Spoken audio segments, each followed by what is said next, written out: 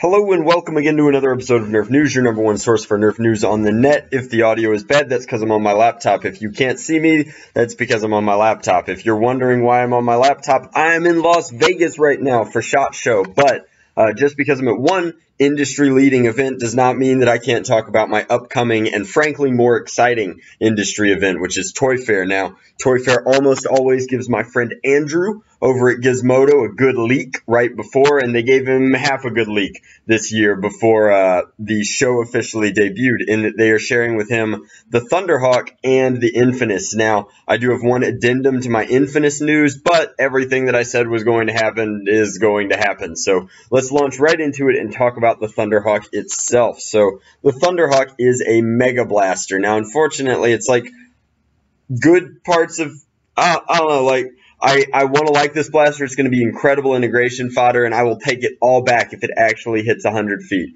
If it hits 100 feet, that's going to be insanely cool. So, what do you get for $50, which is what the MSRP on the Mega Thunderhawk is going to be? Well, you get the worst part of the Centurion and the worst part of the Battle Scout, which is to say you're getting this weird, funky harmonica clip that is going to be shooting the most exciting part of the Thunderhawk, which is the darts. They are manufacturing AccuStrike Megas, which is to just say huge AccuStrike darts. Now, since the worst part of the Megas is that the larger darts do the kind of curve off path thing, and that, like, if this is a dart's trajectory normally, the larger darts have a tendency to do crazy stuff like that or like that, and just kind of whiz off in one direction as soon as they catch the air that way. So I hate the harmonica clip style, especially since this already is Centurion style bolt action-y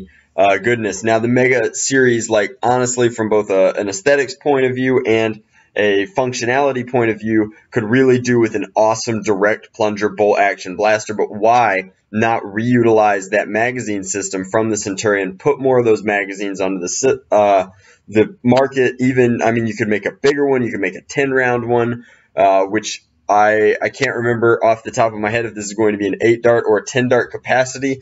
I can't imagine a 10-dart harmonica clip's just going to be obnoxious flopping around on the side of this thing, but if it's 8, it'll be a little bit better. That'll help to alleviate that just by truncating it somewhat. Now, we've got kind of a funky design, and that's because this is still compact. It's compressed, so this is going to extend out, and hopefully, oh yeah, that's awesome. So it's going to be small on the screen, I think, just because of how I'm recording in OBS, but you can see that this bipod drops down. Now, the bipod is in a terrible place tactically. It should be further out, but it is what it is. And then you can extend this to create a faux barrel for like a sci-fi rifle of sorts, and it kind of gives us a Facebook notification because we're filming this literally right before we go to bed. I've been working for like 16 hours today, but the Nerf news doesn't stop, and you know I had to get it out to you guys because you guys deserve to know as soon as I get my little press release email, and especially if Andrew also messaged me and was like, yo, dude, my article's up, ? Like, we had to get this out there. So I think that it's going to be ergonomically pretty cool. I'll switch back to the main thing now that you can see that this just giant faux barrel is empty space that the blaster shoots through, and we can talk about it a little bit more. I mean, it's Mega aesthetics, which means that it's going to look good. It's going to look oversized. There's a lot of additional plastic, not even including the giant slide. Like, I'm hoping that the plunger is just humongous, because I can't think of any other reason to have the harmonica clip out here so far in front and the action further back. Like, so hopefully it's pretty sweet, but again, this has a great guard back here, which means that this entire bit here will be integration fodder, and then master keys will be made. A giant sliding bit that hits out in this bottom area here, just rip the bipod off. Now, it might be spring-loaded. The bipod might control it. In fact, I am willing to bet that that's the case, but I don't know that for certain.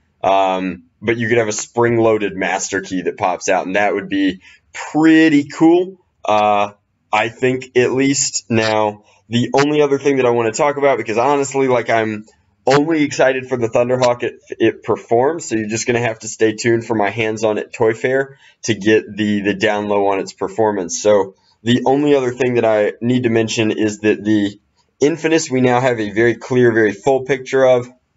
And you still can't really see the dart aperture because of the profile shot here.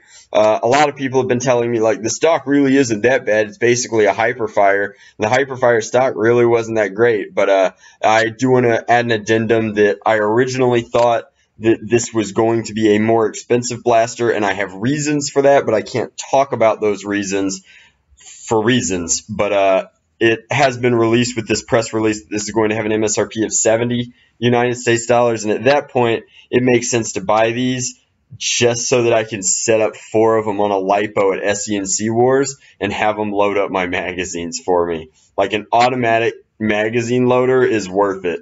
Forget the blaster. The blaster could be sweet, and I think that the blaster is going to be interesting, especially at that price point. It's the kind of blaster that I'm definitely going to tweak and run, but it is worth it just to have an auto loader for your magazines, assuming that that's functional. Some kid made a Lego Mindstorm version that would load magazines with streamlines in the past, and I've always kind of been jealous of that. Now, again, the deco is Tiger Stripes, and that's not my favorite. The foregrip is humongous, but hats off to Hasbro. It does look like a solid AFG, and that's my bread and butter. The only other thing that this picture reveals to us is that this is a 30-round drum magazine. That's good, because this is going to be a high-capacity blaster. It's weird that they didn't just make another 35-round drum like the Raider drum of yore, but that's kind of cool because that means that everybody who's been saving their 35s still has something ultra special, ultra cool that you can't buy off the shelves anymore. So that's all I have to update the Infinus on. At 70 United States dollars, I'm upgrading this to a must-try, must-buy, if only for the auto loader, and I think that having a mechanical pusher in this thing is going to be super sweet as well. So that is my update on the Infinus and a full kind of debrief on the $50 Thunderhawk, which, again, like the Thunderbow was one of my favorite blasters, and then the Alpha Hawk is AccuStrike, so they've mixed the bird themes bird themes from the AccuStrike line with the thunder, lightning, weather craziness from the Mega line. So the name, at least for once, is unique and makes sense. Good job, Hasbro. And if it doesn't wind up being the craziest, coolest Mega Blaster yet, then we can always chop it up and do cool stuff with it in integration land. But that is the news, guys. Wish me luck at SHOT Show. I'm entertaining a lot of new clients. I'm really, really looking forward to the next couple of days. I'm learning an absolute ton about a brand new industry that I've only sort of orbited in the past, so it's just really, really exciting. And then as soon as I get home from this, I will be full steam ahead prepping for Toy Fair. Absolutely can't wait to bring you guys the latest and greatest in Nerf news from the actual show floor at Toy Fair. Got a ton of appointments lined up, but as always, you guys are the best audience in the world. Let me know what you think of these new blasters and this new information in the description box. The description box is where I type, "I'm tired, it's Vegas, I'm jet lagged." Let me know in the comment section below what you think of these blasters. Much love, Nerf on, Drac out.